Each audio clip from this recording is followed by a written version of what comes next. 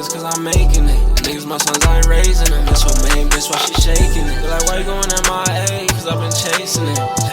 And I swear if I see a little stain, know that I'm taking it. She on my body, she gotta get hit up. Good as hell to be back, I ain't gonna lie, man. I feel good as hell. What's up, YouTube? It's your boy, The Gates with an 8. Back at it again with another video. Today, why I do something different. It's a little reaction, but this is something different. We're about to, what was this, Backstitch Boulevard. They had put out a little documentary, basically. The D Savage story, hip-hop diamond in the dirt. If you're new to this channel, make sure you like and subscribe. This is about to be like a 16-minute video, you feel me? So I appreciate you if you stayed to the end watching this video with me. It's definitely a blessing. I fucks with you. Comment down below what y'all waiting on, bro, from this nigga. Like, what song y'all waiting for on Bulletproof Love? Me, man, I had to say probably like Crew or Bet for sure. Them the two for sure that I'm waiting on. So let me know down below in the comments. We about to get into this video, man. Let's get it.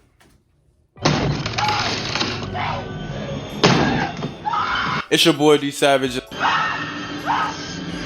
Yo, what's up, y'all? In this video, we're gonna talk about D Savage's origins and pretty much his rap career, on how he came from being a teen producer to being at the front of the underground rap scene in less than a fucking year, bro. I'm gonna also be mentioning how his sound differentiates himself from other new era rappers and his potential influence as well. Dylan McCord was born on July 18th, 1998 in Queens, New York, where he ended up leaving the majority of his family to move to California's sunny ass and ended up living in a rolling 60s Crip neighborhood for a bit in South Central. Not so long after, he then moved to a city called Gardena. And for anybody that's not from LA, Gardena is in LA, alright?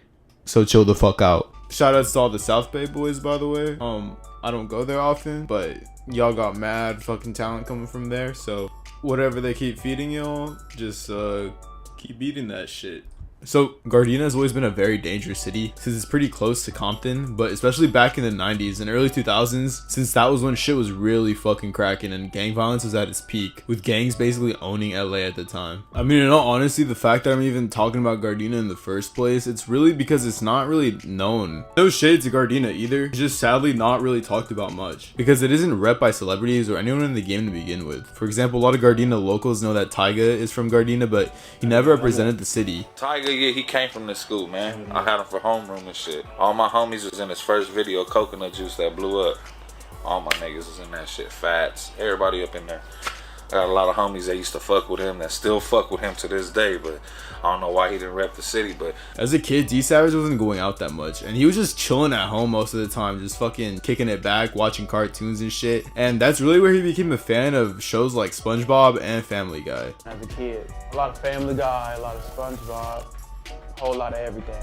On top of watching anime and shit, he also spent his time listening to music, with his taste in music just being all over the place. His mom was bumping people like Africa Bambata, which is 80s funk, and many other genres such as R&B. He has always been attracted to rap too, but surprisingly, it wasn't the only thing he was listening to consistently. He was bumping artists such as Tame Impala, Mac DeMarco, Freddie Mercury from Queen, Florence the Machine, and MGMT. He has also said that he is heavily influenced by people such as Chief Keef and Eminem. He was drawn to Eminem's I don't give a fuck attitude, which is also clearly seen in his demeanor and music. Growing up, D Savage never really had bread like that either. I mean, he wasn't dirt poor, but he wasn't swimming in that fucking cheese, you know? His mother would give him $20 a week, so he had to learn how to save his money, which as a kid isn't that much when you travel from city to city to go to school, especially when you're coming from goddamn Gardena, holy shit. So he went to Dana Middle School, a school in Hawthorne, which is right next to Gardena. In middle school, he had it rough since my boy used to be a little chubby, which is all good, bro. Like, we all been there. The fucking Doritos hit different when you're home alone at 13. Man. Like dead ass though. I'm not even trying to fucking joke around. Like typical home alone kids would jerk their fucking dicks off to look like old ass toothpaste. But my ass was just trying to like raid the pantry, trying to stuff my face with whatever I could fucking find. Alright, besides my fucking obesity fantasy, he actually got bullied, and many times it resulted in him having to fight. As a kid, D Savage has always gone into physical altercations due to racist Hispanic kids like in elementary, when he had to fight two kids who would write the N-word on his desk and personal belongings.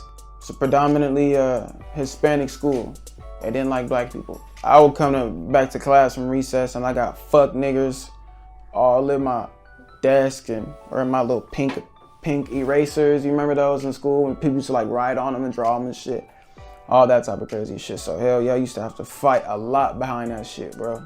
Ayo, pause. What the fuck? These are some evil ass kids. No. Alright, bro. Look, I'm a Hispanic from LA. I just want to say personally, I don't claim these fuck boys. Anyway, D Savage wasn't the type of kid to get into trouble at school. But that doesn't mean he was the scholar participating in robotics club and shit, you know? He was a C average student for the most part, which didn't make him feel the smartest at times, since his mother and uncle are both educated people with degrees. The fuck do I look like going to school, getting bad grades, and who goes to school and gets bad grades? Feel me? Like, I felt like an idiot. It's pretty well known that he went to a school in downtown, but a lot of people don't really know where. So he went to a little school named Vapa. How the fuck do you say? My mic just fell. Fuck. Yo, how do you say that shit? Vapa? It's basically where all the art kids in LA go to. Shout out to Vapa, however the fuck y'all say it. Vape. Shout out to vape. Fuck nicotine. Stop smoking that shit. It kills your lungs. Don't kill your lungs. No vape? Fuck no. You know how I was talking about Gardena earlier? Well, basically going to school in downtown and living in Gardena has to be one of the toughest bus commutes to take every morning. Trust me, like taking the bus at 6:30 a.m. to go to school sucks dick. Especially on the fucking 7:33. Holy fuck! Fuck that bus, bro. He talks about how it was an hour and a half to go to school and almost 3 hours to get back home. That being said, in high school is when he met John Ross, a kid from LA who came up from having a big ass Supreme collection, but also being one of Ian Connor's prodigies. He's also been the creative director for Playboy Cardi and other brands, and he even has his own brand called Seventh Heaven. D Savage implemented himself in that scene without even really knowing it at an early age. In 2011-2012, he was heavily interested in streetwear and skating brands like Supreme and other poppin' brands at the time, since he was a skater himself, and he would be a regular around Fairfax, which is also where he met another LA native, Tyler the Creator.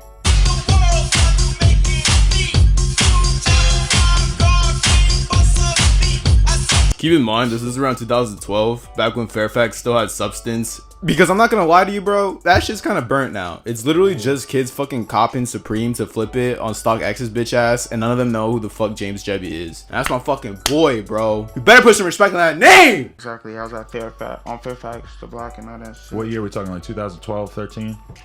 Exactly. When that shit was really cracking. Yeah. And probably like a year or two before that, but yeah. That's what's funny when like new kids say shit about Melrose and all the hypebeast type shit. Right now, I'm like, bro, but I know that there's this whole era, and even that's like 5 years ago. Like I talked to people like Brooklyn Dom had a store here for 20 plus years with Brooklyn Projects. Like he's seen every different wave going down here. But Odd Future's like the craziest wave that we've seen in this area. Yeah. I call those like the golden years, like Fairfax. Yeah, 100. Yeah, Fairfax ain't what it was. But yeah, he would actually go kick it at Tyler's house and experience the recording of Tyler's notorious album, Wolf. Tyler would soon be a huge fucking influence on D Savage because Tyler would show Dylan a lot of music and a lot of different sounds too. I'm sure a lot of you Tyler fans know this, but D Savage stated that Tyler would study a lot of music, and with D Savage being around that environment, it made him sit down and also study music too. With him experiencing how Tyler recorded his music, he downloaded an app to produce music on his phone. At the young age of 14, he was quickly hooked the same way Demi Lovato is to her fucking spoon. And that's saying a lot, bro. He would spend his lunch and time at school to produce music, and from that point on, he began his journey into the music world. One of his best friends, Young Weege, which is the Asian kid with the two asses, in case you didn't know, he was making music for the fuck of it, and that also inspired D Savage to start rapping too. Never imagined himself becoming an artist or a rapper, but in 2015, he made his very first song in his friend's studio. It began as a joke when Dylan was looking for beats on SoundCloud and found a 30-second snippet on Mexico Dro's SoundCloud, and with Savage already knowing how to produce, he looped it, rapped on it, and sang the ad-libs all in 10 minutes. A fucking holy grail of a song, 10 minutes. Oh. Yeah. Literally, I did that all within like 10 minutes. Editing from 30 seconds and all to recording and all 10 minutes. 2 ad-libs, one take per each. Like fast.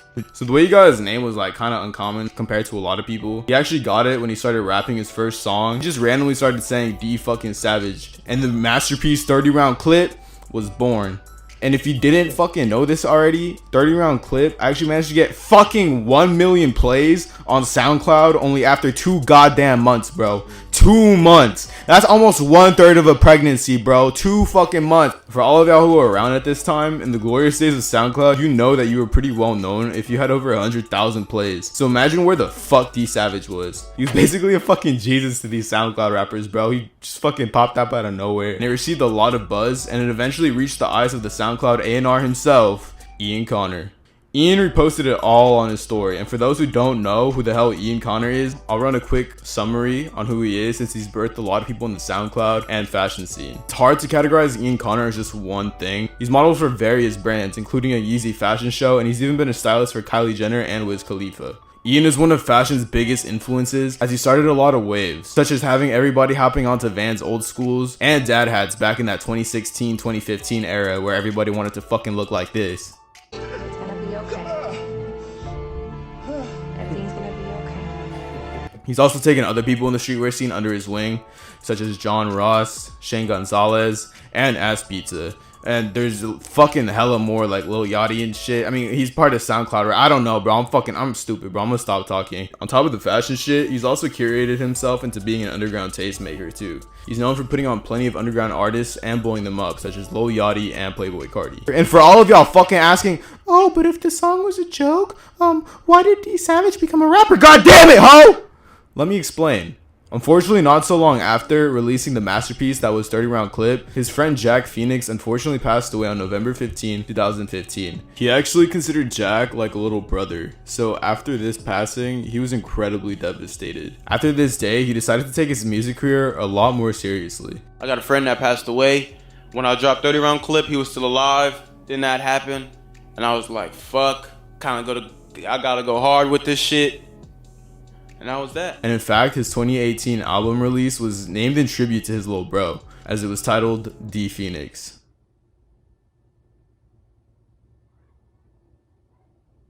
So in 2015, 2016, D Savage and Ian Connor got in contact through Twitter as Ian reached out to D Savage telling him how much he fucked with his music.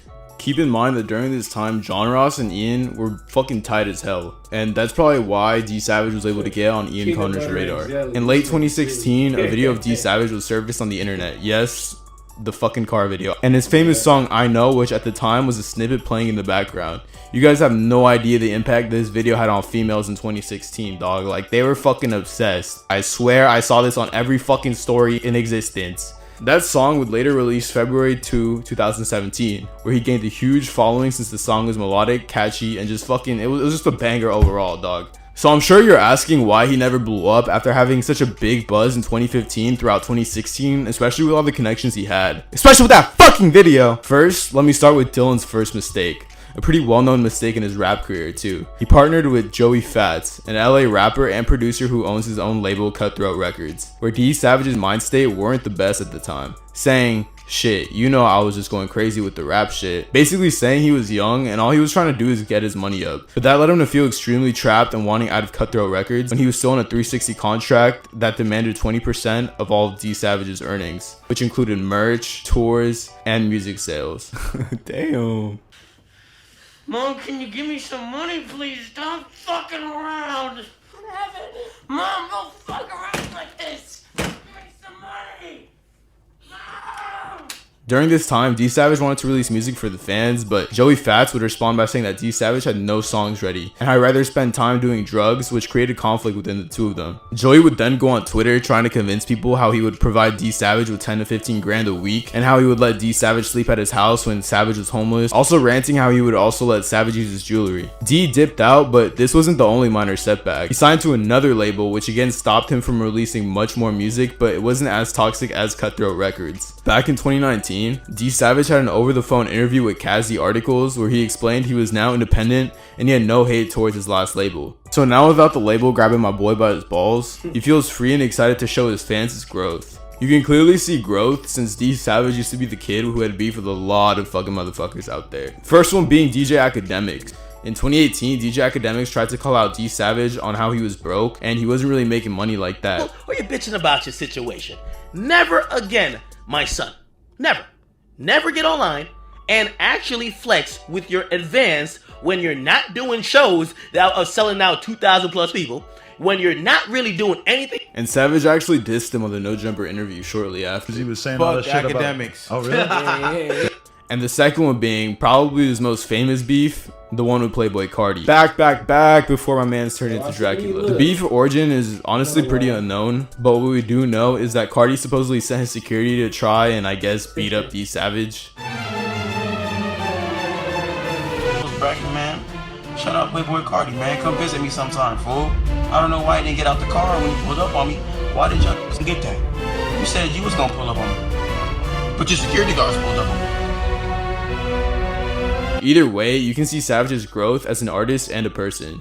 And his music has clearly improved lyrically and sonically. We are talking about the same guy who released an album with the majority of the songs being around 2 minutes each. So let's talk about how D Savage is underrated as hell and how he's currently leaving his impact on the rap culture. There have been a lot of people who say his music resembles mumble rap, which he quickly contradicts and explains how you can see why people would place him in that category, but he pictures himself more as a melodic artist. In a lot of D Savage's early music, you can see how he would sandwich both music genres of melodic sound production like Tame Impala and trap with artists such as Chief Keef. You can easily see this in most of his songs, but a very noticeable song where you can hear both worlds is What You Want, where he uses his voice in a melodic form, almost singing, and the beat having various sounds throughout the whole song. But when listening to the lyrics, he talks about trapping drugs and serving fiends. Keep in mind that mixing sounds wasn't new at all, and I'm not giving him the credit for that, but the way D Savage would is still pretty different compared to other up-and-coming rappers during his time, as most rappers were following the same blueprint, but my boy really just did his own thing. You can also see this genre mixing in a lot of new era artists like Trippie Redd, Juice WRLD, Roddy Ricch, Lil Tecca, and Autumn. They're almost singing, but the beats they choose to rap on are melodic, but are also trap influenced too. Like bro, straight up, Juice WRLD used to tell people to at D Savage in his comments since Juice was a fan too. Video of like, you know how artists make videos of them previewing their music in the studio? He previewed his music and he was adding me like, D Savage, like hop on, yeah. And I'm looking at that shit like, damn, I'm a fucking dumbass. Like, and now I finally get to work with him. Hey, shout out Juice WRLD. If you know any other rappers who are also stuck in the boat where their influence is big but they aren't giving their credit, let us know in the comments, as we already have a few in mind, but we'd like to hear what you have to say too. You could deadass say anyone, bro. I'm not picky. Like deadass anybody. Like you could say Slim Jesus and we'll make a video on how he changed the rap game forever. On a real note though, hit that like button, hit that subscribe button, because content like this will be out on the regular. Also check out the Instagram page too. We're gonna have dope ass content and visuals that have to do with all things music and fashion, both the mainstream and the underground. That was a good ass video for real. Kept me intrigued. Shout out to, let me figure out his name again. Motherfucking MacBook loaded slow as hell. Backstitch Boulevard. Shout out to him. This is a good ass documentary for sure. Definitely kept me intrigued. Shout out to you, bro. I'm about to subscribe to you right now for sure and like the video. Real nigga. But y'all new to this channel. Make sure you like, share, subscribe as always. Like I said, man, let me know in the comments what y'all want from Bulletproof Love. More shit on the way. Yeah, bro, we about to keep going crazy. When he dropped that album, bro, I got y'all with the review. I promise you. We out of here, gang.